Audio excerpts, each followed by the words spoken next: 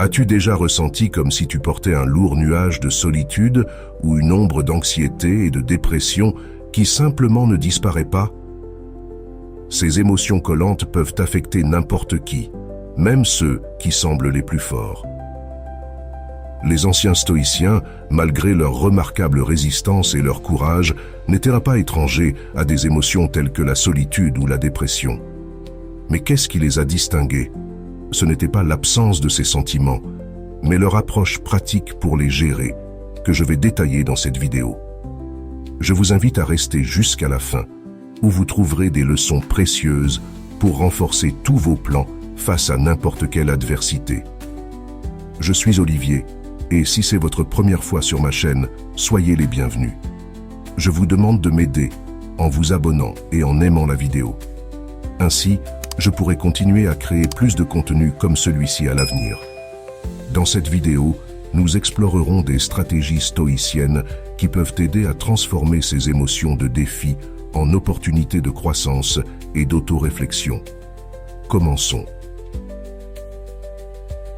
Être son propre meilleur ami dans la vie, c'est comme parcourir un chemin semé de défis apparemment insurmontables. Si un ami trébuchait sur ce chemin, le réprimanderais-tu ou lui tendrais-tu la main avec des mots d'encouragement, croyant en sa force pour surmonter? L'isolement engendre souvent un critique interne sévère, qui à son tour nous éloigne encore plus de la chaleur de la connexion humaine.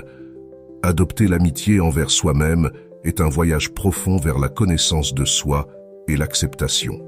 Il ne s'agit pas simplement de prononcer des paroles réconfortantes ou de chercher un réconfort temporaire, mais de plonger dans l'honnêteté brute pour reconnaître sa propre valeur, même dans les moments où l'on se sent le plus vulnérable. C'est un acte de courage et de compassion envers soi-même, où l'on affronte ses propres démons internes et les transforme en alliés plutôt qu'en ennemis. Être plus satisfait, c'est parfois un paradoxe où le succès cohabite avec un sentiment d'insatisfaction. Cette histoire est trop familière, résonnant dans les contes de ceux qui ont été au centre de l'attention pour finalement se retrouver en lutte contre un vide intérieur. Prenons l'exemple fascinant d'un acteur acclamé dans une émission de télévision bien aimée, mais pris dans un réseau d'anxiété et aspirant à une renommée encore plus grande dans le monde cinématographique. Cette histoire met en lumière une vérité profonde qui traverse notre existence. Notre bonheur ne réside pas seulement dans les éloges éphémères ou les réalisations passagères, mais dans la relation que nous entretenons avec nous-mêmes. Être satisfait de notre vie va au-delà de simplement accepter le moment présent. Cela signifie embrasser pleinement ce que nous sommes et ce que nous avons en ce moment.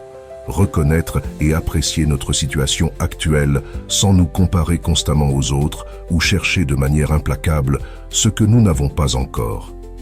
Il s'agit de trouver un contentement authentique dans notre propre parcours, dans le processus même de croissance et de développement qui nous définit en tant qu'êtres humains. En faisant cela, nous nous libérons du désir constant de plus, un désir qui souvent nous éloigne du bonheur et nous entraîne dans une spirale d'insatisfaction. Cette approche ne soulage pas seulement la solitude et la dépression, elle transforme également notre perspective fondamentale sur la vie. Elle nous enseigne à apprécier le moment présent, à trouver de la joie dans la simplicité d'être et à valoriser chaque expérience comme une opportunité de croissance et de sens dans notre existence. Élargis ton point de vue. Ce qui semblait infini reflète maintenant un point au milieu d'une infinité de points. Cette perspective n'est pas nouvelle, mais elle résonne depuis le passé. Même Marc Aurèle, gouvernant un empire qui englobait le monde connu, a reconnu l'importance de prendre du recul.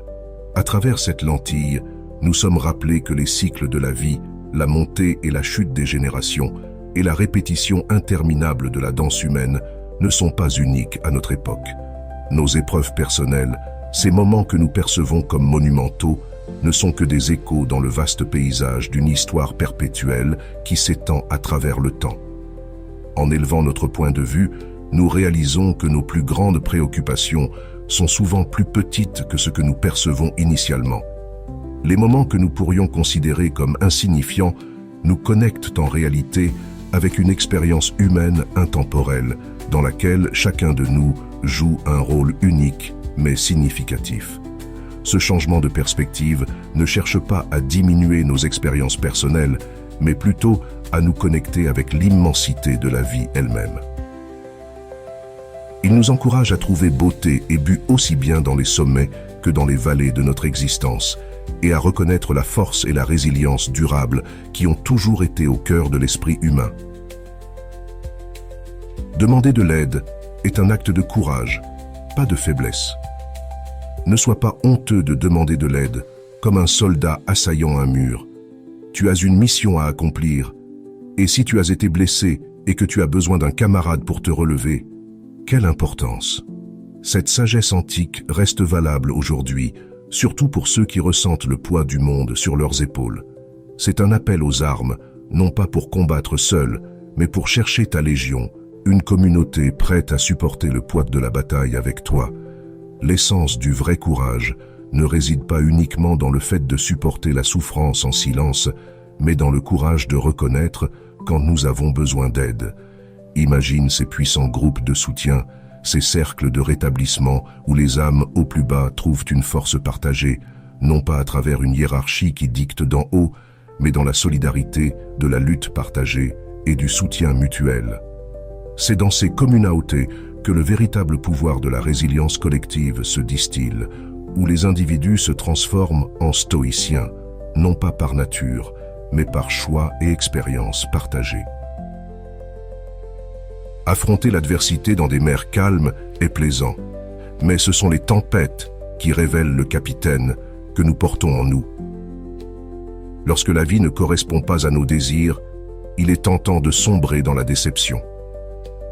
Cependant, ce sont précisément ces épreuves, cette friction et cette résistance auxquelles nous sommes confrontés qui nous polissent en de meilleures versions de nous-mêmes.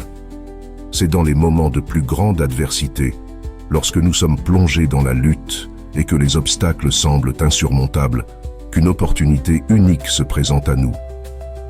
Il ne s'agit pas simplement de désirer une vie plus facile, mais de reconnaître la valeur dans le chaos, de le confronter avec courage et de sortir renforcé et plus sage de l'autre côté.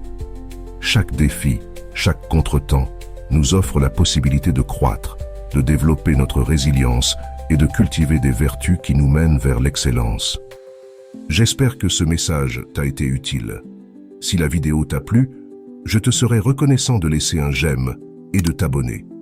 Si tu te retrouves sans mots, écris simplement « J'apprends » pour montrer que tu fais partie de la minorité qui a suivi la vidéo jusqu'à la fin. Merci beaucoup pour ton attention et à bientôt.